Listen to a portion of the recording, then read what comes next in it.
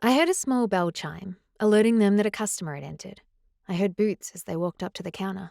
I didn't want to look over and seem like a nosy person. As I sat waiting for my food, I decided this was the perfect place to settle down and raise my child. It was quiet, small, no one knew me, and I didn't think Kane would be able to find me here. I could hear whispering coming from the counter and could feel the stares at me. Without being able to stand it any longer, I shot a quick glance toward the counter. A tall man over 6 feet tall with bulging muscles and tan skin was talking with my waiter. I couldn't seem to take my eyes off him. His right arm was covered with tattoos, and his sky blue eyes stood out against his dark skin and shaggy brown hair. His Wrangler jeans might as well have been painted on, and his shirt clung to him. When his eyes met mine, I swore I had seen them swirl with grey. Or was I imagining that? I guess I still have a way to go to forget about Kane. "I'm Dane Black." He stuck his hand out for me to shake. "I'm Holly," I told him, shaking his extended hand. The skin was rough, but his touch was gentle. His touch sent shocks up my arm and through my body. I pulled my hand back quickly, surprised at the feeling. "Mind if I sit with you?" he questioned. Yes, I minded, but I couldn't be rude and say that. Not if I was planning on staying in this town anyway. "If you don't mind me asking, where you from?" And the questioning started. I hadn't thought about this yet. I didn't know if I should lie or not.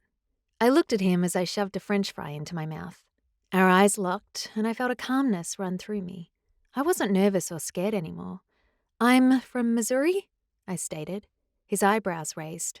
"Oh yeah, what part?" I hesitated. What if he knows people there? "I'm just curious what pack you're running from." His blue eyes flashed silver. My heart skipped a beat as panic coursed through me. "It's okay. Let me reintroduce myself. I'm Alpha Dane Black."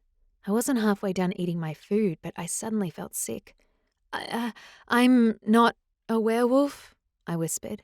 We were the only ones in the diner, aside from the older woman and the cook who seemed to be getting ready to leave. But I didn't want to say it too loud. He looked confused. "Why do you smell like one then?" I looked at him, still not sure I should answer. "Let's start with why you're running." He was being patient and kind with me, something I wasn't used to. "Well, it all kind of goes together. You swear it will stay between the two of us?" I needed to hear it one more time. He nodded in agreement. "Okay, so I'm human?" It sounded more like a question than a fact. Dane just smiled. "I'm human and I'm pregnant." There was no stopping now. I didn't give him a chance to say anything. I got pregnant by a werewolf and he doesn't want the baby and told me to get an abortion. He said, and I quote, "I don't want a half-breed." So I left. I don't know anything about werewolves, and honestly, I'm terrified of having this baby. But I was given up as a baby, and I won't do that to my kid. I didn't know what else to do. I'm scared of him, and that's why I don't want it getting out that I'm here. I looked at Dane, who was now squeezing the steering wheel so tight I thought it would break in half. He looked pissed. "I'm sorry. You can take me back to my car. I'll leave. I really don't want any problems." I turned to the window, trying to hide the tears streaming down my face. The pickup stopped in the middle of the road. "Look at me," Dane commanded. I wiped my face before turning to face him. "You are my mate. No one will hurt you. I swear on my life, please don't cry."